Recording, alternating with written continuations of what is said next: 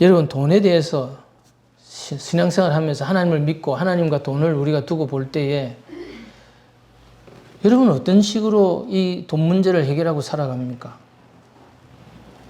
앞으로 이 경제가 이렇게 어려워지고 이렇게 금리가 올라가고 이런 경제들이 파탄하고 안 돌아가는 일이 생긴다. 식량값이 지금보다 이제 금값으로 금을 들고 가야 금만큼 쌀을 바꿔준다. 그런 시대가 안 온다는 보장이 있습니까?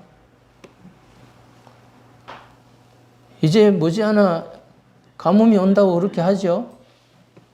지금처럼 물을 못 쓰고 물이 다시 또 배급제로 돌아가면 어떻게 될까요?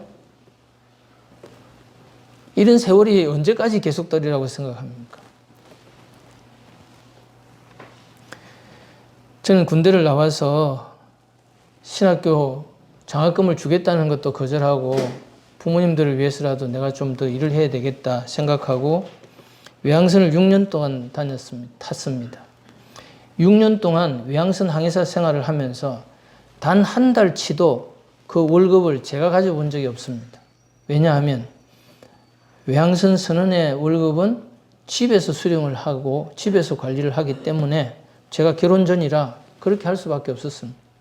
제가 결혼하고 저는 곧바로 얼마 있지 않아서 다시 배를 타러 나갔습니다. 신혼인데도 불구하고 첫 아이가 태어나는 것도 보지 못하고. 왜 그렇습니까? 생활비가 없었어요. 그래서 1년 동안 일을 하고 그 벌은 월급을 가지고 생활하면서 신학교를 가기로 다니기 시작했습니다. 근데 가정적인 문제와 부부 갈등을 가지고 신학교도 중요하지만 제가 예수전도단에 들어가서 우리가 사람이 되는 게 더 먼저겠다. 그리고 예수전도단이라는 곳에 하는 5개월짜리 제자훈련학교라는 곳에 들어갔습니다. 그게 1985년도인데 그때는 그게 100몇십만 원씩 등록금이 있지만은 거기에 들어온 사람들이 그 등록금을 안 내고 들어온 사람들이 너무 많았어요. 근데 같이 생활할 뿐만 아니라 같이 한 곳에 모여서 형제 자매 하면서 밥을 나누어 먹어야 되기 때문에 생활비가 필요하죠. 외국인 강사들이 대부분 외국인 강사였기 때문에 오고 가는 데에 비행기표라든지 교통비를 줘야 됐습니다. 그때마다 사람들이 모여서 기도를 하면서 돈 얘기를 합니다. 그러면 저는 그때 벌어놓은 돈이 있고 그 다음에는 이제 결혼해서 나오면서 가졌던 전세금이 있지만 그것을 거기에 다 헌금을 다 했습니다. 완전히 빈 털터리가 되었어요. 그래서 그 5개월을 마치고 나와서 갈 데가 없으니까 부모님에게 돈 30만 원을 빌려가지고 부산 당리의 가장 높은 산 꼭대기에 단칸방을 얻어서 들어갔습니다. 신학교도 다시 가야 되고 또 내가 어떻게 가족들을 먹여야 될, 살려야 될 생활비는 어디서 벌어야 될지 정말 심각한 고민을 가지고 하나님 앞에 기도도 했고 기다리고 있었습니다. 근데 그때 그 예수전도단 안에서 같이 신앙생활을 했던 한 친구가 제가 거기서 그런 식으로 사는 것을 지켜보고 제가 어떻게 살 거냐라는 것을 들었을 때에 진짜 돈 한 푼 안 남았고 부모님한테 30만 원 얻어서 거기에 올라갔다는 걸 아는 거죠. 그래서 부산에서 있는 목재 합판 회사 가장 큰 회사에다가 있는 사장이 그 형제의 친구였어요. 그 사장한테 연락을 해가지고 이런 사람이 여기 들어와서 이렇게 훈련 받다가 완전히 지금 이제 거지 돼갖고 나가 있는데 네가 좀 도와줘라. 그래서 그 사장이 저를 찾아서 비서를 보내가지고 어렵게 저를 찾아왔더라고요. 그래가지고 갔어요. 언제까지 오라고 약속을 받아서 갔더니 그 회사 수위가 그 경비 쓰는 분이 저를 안 넣어주는 거예요. 잠바 차림으로 허름하게 온 사람이 사장한테 찾아왔으니까 벌써 뭐 부탁하러 온 거잖아요. 그 회사가 어마어마하게 큰 회사인데 그 회사의 사장을 당신 같은 존재가 어떻게 만나느냐는 거예요. 그래서 제발 거기에다가 한번 전화를 해라. 사장이 나를 불러서 내가 온 거다. 내가 찾아온 게 아니고 그러니까 비서실에다 확인을 해봐라. 그랬더니 전화를 해보니까 맞다는 거죠. 그래서 제가 들어갔어요. 그 회사 사장이 저에게 이렇게 얘기했습니다. 형제님에 대한 얘기 제가 들었는데 무엇을 도와드리면 되겠습니까? 신학교 등록금을 주십시오. 얼마입니까? 60만 원입니다. 내가 드리겠습니다. 60만 원 주면 안 됩니다. 왜요? 11조 내면 등록 못합니다. 그러니까 11조를 보태서 주십시오. 그래 그 돈 받아가지고 제가 고신대학에 신학교를 입학하고 그러고 있으니까 울산에서 전화가 왔습니다. 우리 교회에 교육 전도사로 오면 어떻겠느냐. 그래서 그 교회에서 주는 사택에 들어가게 되고 그리고 신학을 다시 시작하면서 지금에 왔습니다.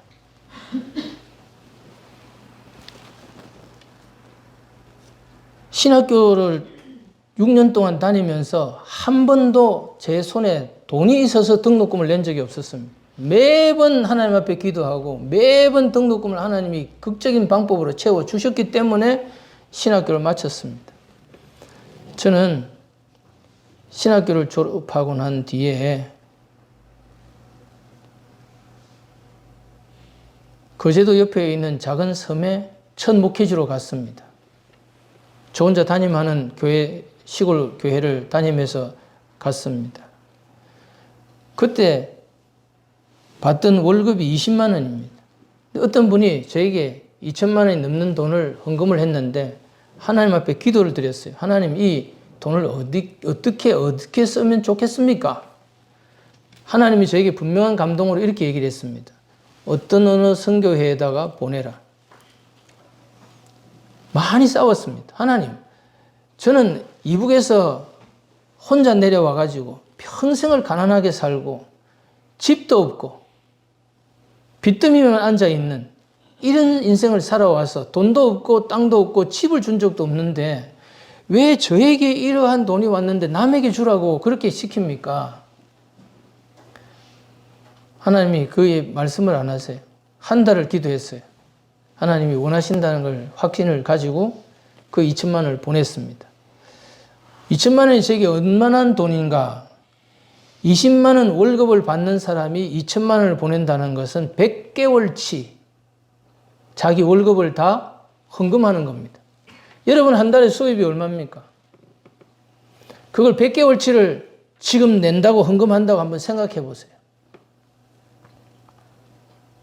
그게 하나님의 계산입니다. 맞죠? 그게 제 통장에 제가 들고 있을 때 제 기분이 얼마나 좋았겠습니까? 밥을 안 먹어도 배가 부를 정도죠. 그걸 내놔야 됩니다. 그렇게 울면서 하나님 앞에 기도했더니 하나님 저에게 이렇게 얘기하셨습니다. 제가 말한 그대로 그렇다. 나는 너에게 돈을 준 적도 없고 집을 준 적도 없고 땅을 준 적도 없다. 그러나 나는 너에게 마태복음 6장 33절을 주지 않았느냐. 제가 그랬죠. 언제 줬냐고. 준다고 한 적이 없거든요. 제가 받은 적이 없어요. 그리고 마태복음 6장 33절이 무엇인지를 몰랐습니다. 성경을 열었죠.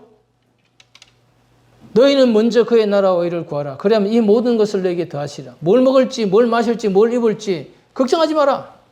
네가 하나님을 위해 살고 하나님이 원하신 그 목표를, 표대를 추구하는 삶을 산다면 하나님은 너에게 필요한 때마다 일마다 반드시 너에게 은혜를 베풀어서 필요한 것을 채워줄 거다.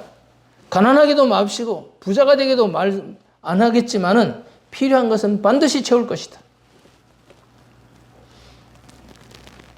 저는 그 말씀을 받고 평생 먹고 사는 게 해결됐습니다. 그냥 로또에 대박 난 거나 다름이 없어요. 그 이후로는 먹고 살고 자고 쓰는 것에 대해서는 하나님이 책임을 져주셨기 때문에 오늘까지 온 거죠. 그럼 그 사이에는 뭐 돈을 계속 제가 잘 벌거나 무슨 그런 일을 해서 지금까지 잘 먹고 잘 살았을까요? 아니요. 저는 그 섬에서 나와서 지리산 밑에 있는 산청에 가서 담임 목회를 하고 목사 안수를 받았습니다. 그런데 거기에 있는 안수 집사님, 여집사님 부부가 장로가 되고 권사가 되고 싶은 거예요. 장로가 되고 권사가 되고 싶어서 이 교회를 정축하겠다고 시작을 해놔놓고 자기들을 그런 것에 추천을 안 하고 될 기회를 안 주니까 회사 사장이고 세멘트 대리점 사장을 하던 사람인데 11조도 안 내고 자기 꼬봉처럼 부리는 그 회계 집사에게 돈을 지출도 못하게 만들어서 공사가 안 되는 거예요. 제가 목사 안수를 위해서 받았던 모든 헌금들, 목사 가운 사세요. 목사님 이번 목사 안수식 비용에 쓰세요. 오시는 목사님들 대접하세요. 돈 거기 다 헌금하고 건축하는 데 넣고 은행 빚을 지고, 그리고 목사 안수식에 때는 목사 가운이 없는 거예요.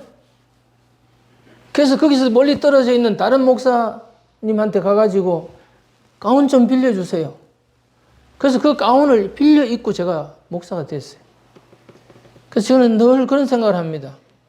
내가 얼마나 시시하고 자격이 부족하면 하나님은 나한테 뭐 예식복이라도 하나 제대로 입고 할 수 있겠는데 그것도 남의 거 빌려서 입다가 그래가지고 내가 목사가 이렇게 시시한 목사가 됐나? 별 생각을 다 하죠. 그리고 당신이 나가든지 내가 나가겠다. 젊은 혈기에 제가 얘기했죠. 그랬더니 안 나간다는 거예요. 그럼 내가 나갈게. 그리고는 그 교회를 사임하고 나왔죠. 돈이 있나요? 그 교회 가가지고 빚만 더 짊어지고 나와가지고 부산에 햇빛도 안 드는 집에 들어가가지고 저 산 쪽에 오라는 데 없고 갈 데 없이 기도하고 앉아 있으니까 하나님이 선교사로 부르시더라고요. 포기할 수 있는 것, 돈 되는 것 다 정리하고 가족들이랑 러시아 가서 또 알거지 됐죠. 신학교 세우고 교회 13개 개척하고 뭐 요란벅적하게 떨다가 신학생이 교통사고로 죽는 바람에 무너졌죠. 그리고 제가 들어왔습니다. 난 다시는 목회 안 하고 이 길을 안 간다고 그랬습니다. 저를 파송한 교회 목사님이 주야장창 전화를 하면서 우리 교회 부목사로 제발 와라. 제 사정을 아니까요. 하나님이 꿈으로 제게 분명히 말씀하셔서 가겠다고. 그래서 거기 갔습니다. 돈이 한 푼도 안 남았잖아요. 돈이 한 푼도 없잖아요. 그 교회에서 1,000만 원을 빌려서 반지하에 들어가서 사는데 저쪽 가구에 집사람 어깨 닿고 이쪽 벽에 내 어깨 닿고 저는 폐쇄공포증이 있습니다. 그렇게 꽉 끼어 있으면 답답해서 숨이 막혀서 발작을 할 것 같아요. 그래서 몇 달을 살았습니다. 근데 그 교회는 예배당을 짓는다는 거예요. 그러면서 목회자들은 헌금의 모범을 보여야 된다는 거예요. 어떻게? 2달치 월급을 교회에 헌금하라는 거예요. 그거 뭐 못할 일이 뭐 있겠어요. 그러면 우리는 뭘 먹고 사냐? 러시아 선교사를 나가서 그렇게 살다가 들어와서 이 교인들 가정을 가보니까 냉장고마다 먹을 거, 좋은 거, 과일 싱싱한 거 막 재놓고 쳐놓고 먹고 살고 있는데 저는 그 자양동 시장에 가면 그 밑에 질퍽한 동에 땅 시장 바닥에 썩어서 그냥 놔놓은 거 그거나 쳐다보고 다녔지 제가 저 안에 있는 좋은 과일을 살이라고는 꿈에도 생각을 안 하고 살았습니다.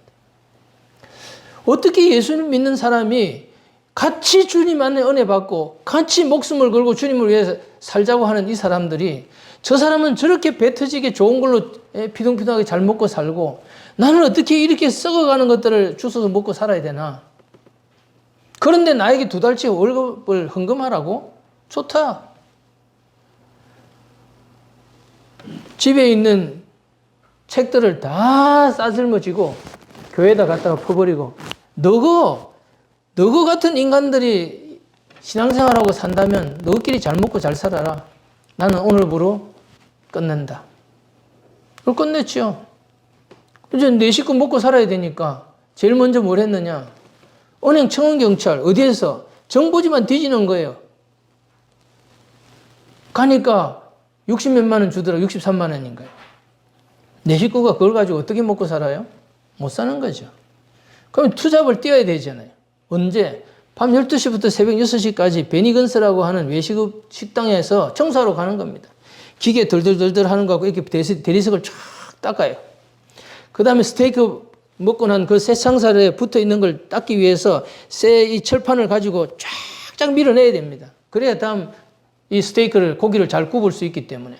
아직 불이 시퍼렇게, 예? 살아있는 그거 이제 막 불 뺀 거기 때문에 뜨거워요. 뜨거워요. 이걸 힘껏 안 밀면 이게 쇠 껍데기가 안 벗겨져요. 금방 물집 생깁니다. 금방 벗겨집니다. 피납니다. 그리고 일 마치고 나오면 새벽 6시예요. 집에 또 달려갑니다. 그리고 밥 먹고 은행 출근하고 그리고 돌아옵니다. 저녁 먹고 잠깐 자고 그리고 또 달립니다. 사람이 살겠습니까? 몇 달을 더 일하겠습니까? 답이 없죠. 그래서 생각한 게 우유 배달, 신문 배달. 그 겨울에 그 에스콰이어라고 하는 그 본사 저 넓은 대로 앞에 그 많은 몇 차선 되는데 오토바이 타고 우유 배달 가다가 빙판길이 넘어졌죠. 길에 우유가 쫙 깔리는데 평생 잊을 수 없죠. 먹고 살아야 되니까요. 일을 해봐야 할 거 아니에요. 아, 이거 정말 못하겠다. 혼자 벌어서도 안 된다. 집사람은 우유 배달을 하시오. 나는 또 다른 걸 하나 더 해보겠다. 그래서 한 게 고물상에 갔어요. 고물상에. 고물상 아저씨 트럭을 따라가는 거예요. 뭐 하느냐. 모터를 깨면 구리가 나오거든요. 구리가 돈이 되는 거예요. 그러면 모든 아는 단골 고물상을 쑤시고 다녀서 모터만 한 차를 탁 실어요. 그럼 저 멀리 김포에 가면 중국 사람들이 그거 깨고 있어요. 거기다 납품하고. 그 다음에 두 번째는 장판을 모으는 겁니다. 고물상집마다 다 찾아다녀가지고 장판 사놓은 걸 갖다가 다 사놔요. 그래서 그걸 쌓아놨다가 한 차를 만들어서 공장에 납품합니다. 재활용하는데. 그런데 이 세상에서 더러운 것 중에 더러운 것은 장판보다 저 더 더러운 거는 본 적이 없습니다.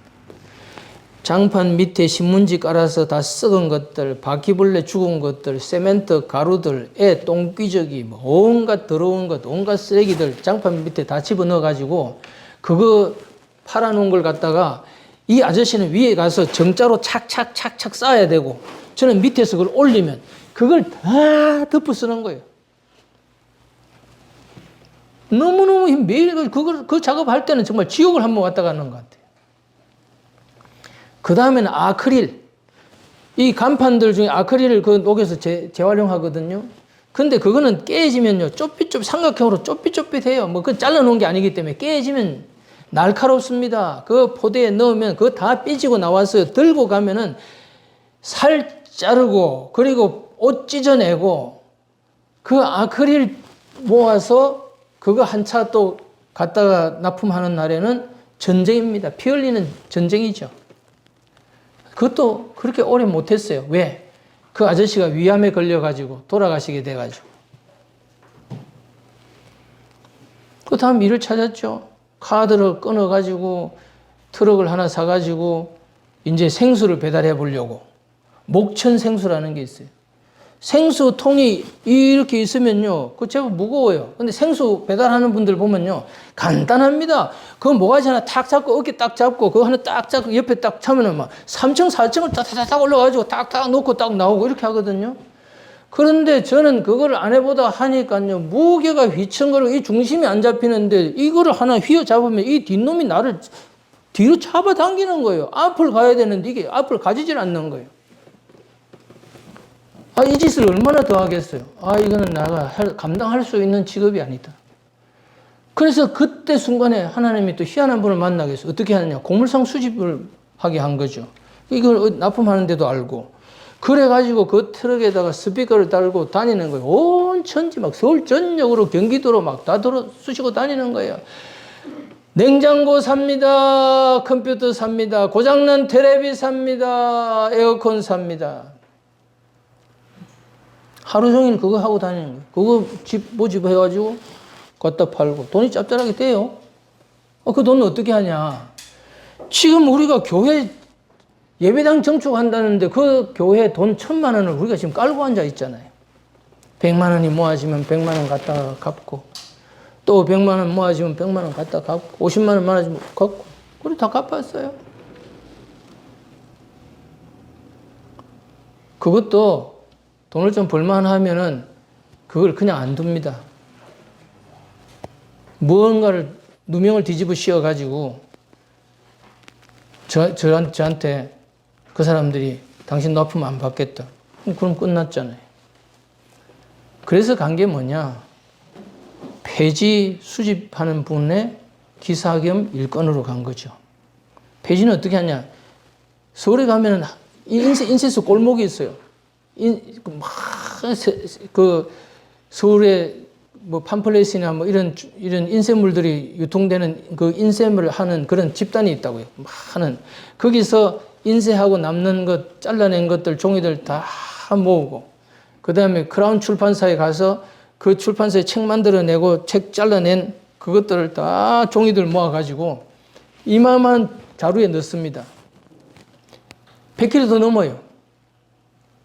너무너무 종이라는 게 돌덩어리만 한 겁니다. 그런데 70대 노인하고 저하고 이것을 하는데 밑에 칼로 딱딱 잘라서 손 딱 넣어서 둘이서 하나, 둘, 셋 하면 들어서 올려야 되는 거예요. 나는 죽을 힘을 다해서 들어 올리는데 안 들리는 걸 어떻게 하겠어요? 이거 딱 며칠을 했습니다. 저는 집에 가서요. 이 힘줄이 서가지고 울고 싶은 거 이게 너무 아파가지고 내 힘을 다했기 때문에 이게 힘줄이 서가지고 아파 팔이 아파 너무 아파 자다가 일어나서 주무리고 또 새벽 되면 이 아침 되면 나가서 그걸 하는데 죽겠더라고요. 그런데 나는 죽겠는데 진짜 죽을 사람은 그 할아버지인 거예요. 나갔는데 할아버지가 그 최 사장이라는 사람이 저기서 딱 오는데 최 사장! 왜요 영감님? 어디서 데리고 와도 이런 거를 데리고 왔노? 인간도 아닌 거죠. 기생충도 이런 기생충이 없는 어떻게 젊은 놈이 70다 된 노인 피 빨아먹으려고 이런 게 어디 있노 이 세상 이런 놈이. 자기는 그런 거예요. 노가다를 하면은 지도 지가 반은 힘을 들어주고 젊은 놈이 힘을 더 써줘야 되지. 늙은 사람한테 빌붙어 가지고 그거를 갖다가 하루도 아니고 이틀도 아니고 못하면 안 하면 안 했지. 이런 놈은 할 수가 없는 거예요. 그때 모든 게 저는 무너지더라고요. 아, 내가 이 세상에서 가장 어렵게 사는 사람에게 보아도 나는 인간 같지 않은 존재구나. 내가 기생충밖에 안 되는구나. 송충이는 솔잎을 먹고 살아야지. 그럼 내가 다시 돌아가야겠구나. 그런 마음을 먹고 5일 금식하고 오겠다고 갔어요. 기도원에. 그래가지고 3일 금식을 하고 새벽에 일어나려고 하는데 하나님의 음성이 또록또록 들리는 거예요. 소리로 들리는 거예요. 밥을 먹지 말라. 밥을 끊었죠. 금식을 더 하라는 것보다. 그때 하나님의 신비한 능력이 임하면서 26일, 27일까지 사슴처럼 뛰어다니는 거예요. 그런데 그 27일이 지나니까 그 능력이 떠나버렸어요. 능력이 떠나니까 이 고기가 딱 떨어지는데 이 고기를 자기 힘으로 들 수가 없어요. 손으로 겨우 밀어 올려야 앞을 볼 수 있는 거예요. 그리고 그 방 문턱을 내 힘으로 넘어가기가 힘이 든 겁니다. 그렇게 38일 동안까지 죽음을 맞이하고 있는 거죠. 숨을 내쉬면 온몸에 소름이 돋고 내 체온이 식어가는 걸 느끼겠어요. 그래서 38일째 제가 밤에 전화를 했죠. 집사람 보고. 밤 2시가 다 돼가는데 나를 데리러 와라. 지금 시간에 이제 우유 수령해서 새벽에 배달해야 되는데요. 지금 그럴 때가 아니다. 나를 데려가야 된다. 저는 죽는다는 걸 알았습니다. 죽기로 마음을 먹었습니다. 그러나 너무 몸이 추우니까 집에 돌아가서 따뜻하게 죽었으면 좋겠다. 그 외에 아무 소원이 없어서 집에 가겠다는 거예요. 따뜻한 아랫목에서 죽고 싶다는 거예요. 이틀을 밥을 안 먹고 더 누워 있었더니 마지막 날에 환상이 열리는데 십자가에서 피 흘려 돌아가시는 예수님이 나타나시더라고요. 그 피가 내 위에 떨어지면서 하나님의 음성이 저 깊은 동굴에서 들리는데 사랑이 제일이다. 그 말을 하는데 성령으로 말미암아 하나님의 사랑이 제게 물동이를 쏟아붓는 것이 부어지는 거예요. 그러면서 처음 사랑이 돌아왔어요. 그렇게 저는 다시 목회지로 돌아왔습니다. 사역으로 돌아왔습니다. 그래서 처음 간 데가 청평에 있는 강남 금식기도원이라는 데를 갔어요. 거기서 설교하는 강사가 되었습니다. 거기는 설교를 딱 마치고 나면 매점에서 그 설교 테이프가 바로 나와요. 그 설교 테이프 판매량 1위에 속했습니다. 어떤 날은 제가 설교를 마치고 왔는 그 다음날 하룻밤을 지나고 났는데 거기 와서 기도하는 어떤 성도가 저에게 이렇게 말했습니다. 목사님, 저는 어젯밤에 새벽까지 목사님 설교를 5번을 반복해서 들었습니다. 그런데 그 얼마 있지 않아서 기도원에 있는 목사님하고 본 교회에 있는 목회자 자리를 바꾸면서 저를 보고 본 교회로 들어오라고, 부목사로 들어오라고, 기도원 사역을 이제 그만하고. 그 교회는 삼성역, 서울에 있는 삼성역 그 시내 중심가에 있는 교회이면서 성도가 그때만 해도 4,000명이 넘었습니다. 근데 우리 집사람 친구가 거기에 살았어요. 집사람 친구가 집사람이 뭐라고 얘기를 했느냐. 너네 남편 여기에 오면 한 달 안에 강남 신사로 쫙 뽑아준다. 진짜 강남 부자들만 나오는 교회. 한마디로 얘기하면 부수입이 쏠쏠하다는 거죠. 잘만 하면 몇 년 안에 집도 한 채 살 수 있을지 모르죠. 그 말 한마디에 제가 이렇게 생각했습니다. 아, 이 교회는 가면 안 된다. 그래서 그 얘기를 친구 목사에게 했더니 부산에 있는 교회에서 그 교회에. 그럼 뭐 내가 뭐 어떻게 갔냐. 근데 김 목사를 아는 분들이 거기 다 있다. 그 이력서를 넣어봐라. 넣었더니 그 사람들을 다 제치고 1순위에 넣어서 그 교회를 갔어요. 첫 월급이 80만 원. 나중에 130만 원까지 받았어요. 먹고 살 길이 없어요. 그거 가지고 뭐 내 식구 사라지질 않는 거죠. 하나님이 부흥회를 다니게 하면서 부족한 생활비를 채우고 나가게 하시더라고요. 나도 하나님 앞에 헌금하고 싶은 게 목사예요.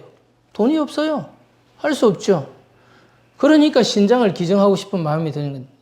이거라도 하나님 앞에 드릴 게 있다면, 나에게 드릴 것이 있다면, 국민일보에 그런 제목으로 나와 있더라고요.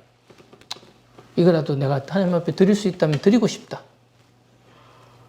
신장을 기증하고 한 달 동안 땅바닥에서 일어나지를 못해. 모든 힘이 다 사라져가지고. 일어나서 밥 숟가락 하나를 딱 떠먹고는 숟가락을 그냥 내동댕이 치듯이 떨어뜨리고 그냥 쓰러져서 그 후유증을 겪었다고요. 그때 제 마음에 갈라디아서 2장 20절 말씀이 살아있는 말씀으로 떨어졌습니다. 사도 바울이 자기 간정이 아니라 이제 내 간정으로 이제는 내가 산 것이 아니고 내가 죽었구나. 내가 이제 끝났구나. 아무것도 할 수가 없겠다. 그러한 시간을 보내는 거죠. 그러고 있을 때 하루는 집을 갔는데 집사람이 얼굴이 침울해 있어요. 그래서 제가 물었죠. 뭔 일이 있냐고. 그랬더니 생활비를 잊어먹었다는 거예요. 어디서 잊어먹었냐고. 집에서 잊어먹었. 아니 집에서 이 사람은 이 집에서 돈을 어떻게 잊어먹나. 누가 가져갔나 모르겠다는 거예요. 그날은 지났어요. 그 다음날 새벽 기도를 갔습니다. 새벽 기도를 다 마치고 일어나서 집에 가자니까 집 하니까 돈 생각이 나잖아요. 먹고 살 생각이 나죠, 저도. 영적으로만 사는 게 아니라 현실은 먹고 사는 문제가 눈앞에 달려 있으니까 돈 생활비가 없다고 하는데 그 생활비 어디 갔냐. 바로 무릎을 꿇고 이 강대상 뒤로 돌아 앉아서 누우면서 하나님, 우리 집 생활비 어디 갔습니까? 그랬더니 들리는 소리 나는 음성으로 제게 얘기를 했습니다. 신발장에 있다. 그러면서 그 순간 제 앞에 환상이 쫙 보이는데 우리 집 신발장이 보이더라고요. 신발장이 원래 저희는 겉문이 있어서 딱 문이 닫혀 있거든요. 문이 딱 열려가지고 거기에 신발들이 있고 맨 오른쪽 끝에 신발장 서랍이 있는 거예요. 그 서랍이 열리면서 그 안에 만 원짜리 파란 게 보이더라고요. 하나님 감사합니다. 그러고는 집을 간다고 길을 건너서 집에 도착했어요. 가면서 다 잊어먹었어요. 현관문 열면 바로 신발장이 있는데 아무 생각도 없는 거예요. 옛날같이 그런 무슨 환상을 보았다, 하나님 음성을 말하더라 그랬으면 벌써 온 동네를 따라다니면서 누구한테 내가 자랑을 하면서 하나님이 나한테 이런 걸 보여줬다고 얘기를 했겠죠. 지금까지 살아온 인생이 그 자체이기 때문에 그 자체가 신비할 일이 없어요. 그게 일상이니까. 그렇게 기도해서 하나씩 하나씩 응답받아서 필요를 해결하고 그렇게 먹고 살아왔으니까 뭐 특별한 일이 있을 리가 없는 거죠. 그러냐고. 그리고 집에 방에 앉아 있으니 집사람이 저를 보고 아침 식사하세요. 그때 생각이 나는 거예요. 아, 그 돈 말이요. 그게 신발장에 있다고 그러셨어. 그래서 신발장을 걸어가서 신발장 문을 여니까 신발장 안에 그 서랍에 돈이 딱 10,000원짜리가 있더라니까요. 얼마나 있었을까요? 얼마가 우리 집 생활비의 전부였을까요? 10만 원, 10만 원.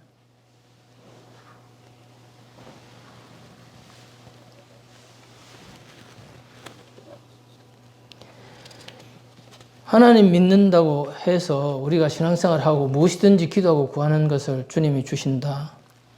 그건 육신적인 얘기입니다. 무엇이든지 구한다고 주는 거 아닙니다.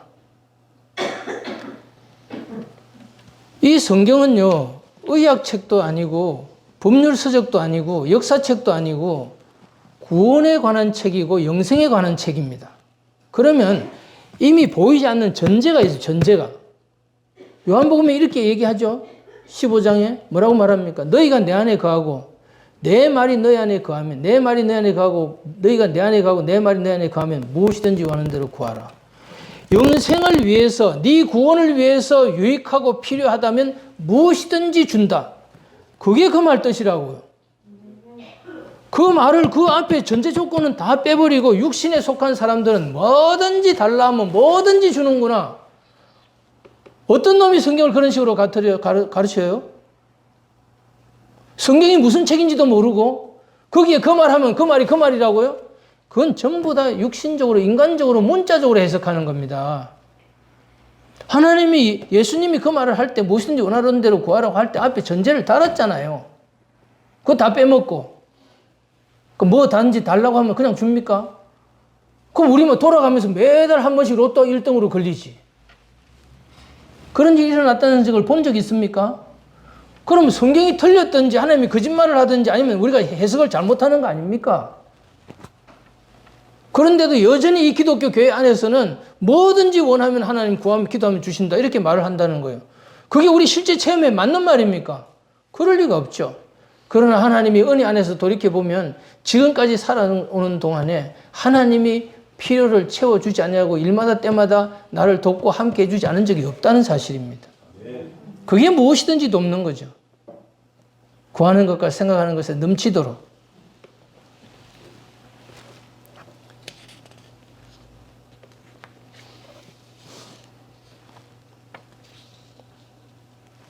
저는 나이 60이 다 돼 가면서 장애인 사역 5년을 마치고 하나님이 말씀하시고 보여주셨던 구름 위에서 예수님을 만나고 구름 위에서 예수님이 제게 하셨던 말씀이 이루어졌기 때문에 이제 이 교회를 떠나야 되겠다. 그렇게 말을 묻고 무엇을 하고 어디로 갈까 했대. 하나님이 저에게 개척교회를 하라. 그런 마음을 주셨어요.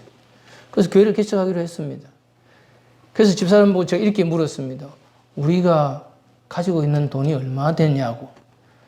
나이 60이 다 됐는데 전 재산 모든 돈을 다 끌어서 모으면은 2천만 원은 되지 않을까요? 그게 우리의 전 재산이었어요. 그게 7년, 8년 전에 우리가 가진 저희 집의 전 재산이라고요. 2천만 원을 들고 어디 나가서 우리 식구가 살 집을 얻으며 어떻게 그 교회를 개척할 것인가? 말로 설명이 되고 무슨 계획을 잡고 누가 그렇게 해주겠다는 보증을 한 것도 없고 하나님하고 나 사이에서 결정하고 나가는 길인데 집을 얻어가는 일에는 제가 개인적으로 해결을 했어요. 교회는 어떻게 하죠? 기도하는데 한 분, 두 분이 헌금을 해주셨어요. 그래서 예배당을 얻고 그리고 인테리어를 하고 집기를 넣고 교회를 개척했습니다. 그리고 그 교회를 저를 따라서 같이 이 사역을 하겠다고 하는 분께 넘겼죠. 그리고 나서 또 빈손이 되었습니다. 그리고 부산에 있는 근원 형제 부부랑 몇 달을 사무실에서 예배를 드렸죠. 그리고 있는데 울산에서 예배당 자리가 나왔으니까 한번 보시라. 그래서 올라왔습니다. 그래서 두 번째 교회를 이 구역리에서 개척하게 된 겁니다. 두 번째 교회를 개척할 때 제가 이렇게 말했습니다. 그때 같이 모여준 분들에게 첫 번째 교회 개척할 때 다 헌금하셨으니까 이번 교회 개척할 때는 헌금하지 마십시오. 헌금하고 다 된 거 내가 다 말아먹었는데 또 헌금하라 말이 안 되잖아요. 그리고 우리가 지금 있는 이 예배당에 왔습니다. 하나님이 지금까지 다 먹고 살게 해주셨죠. 그리고 이번 달에 마지막 1,500만 원 빚을 갚으면서 빚은 다 청산을 했습니다. 이제 우리가 만일에 여기서 다른 데를 어디를 가야 된다, 같이 갈 일이 있다, 그러면 이제는 이 교회에 있는 재산, 교회에 있는 전세금 전부가 다 교회 겁니다. 모든 것들을 다 투명하게 오픈하고 현재 얼마가 돼 있으며 다 얘기를 하겠죠. 지금까지는 혼자서 다 정리를 하고 감당을 하고 해왔었습니다. 저는 이렇게 지내오면서 몇 번은 안 되지만 전 재산을 하나님 앞에 드려보고 빈손으로 길거리에 나서 본 적이 여러 번 있기 때문에 그런 일에 대한 두려움이 없습니다. 마태복음 6장 33절의 말씀에 제 생명과 목숨이 걸려 있기도 하지만 안 되면 죽으면 그만이죠. 개척교회 어렵다고요? 개척교회 왜 어려워요? 안 되면 그만이고 하는 일은 하나님이 하시는 일이죠. 그 정도도 믿음이 없으면 어떻게 교회를 개척해요? 말이 안 되죠. 저는 지금 얼마나 돈이 있느냐? 없습니다. 어떻게 먹고 삽니까? 국민연금 40만 원 나옵니다. 노인연금 40만 원 나옵니다. 70만 원이면 뭐 사라지겠죠. 집세 내가면서. 지금까지도 93세 되신 아버지 매달 20만 원씩 보내고 생활비 쓰고 차 끌고 다니고 먹고 사라지면 된 거 아닌가요?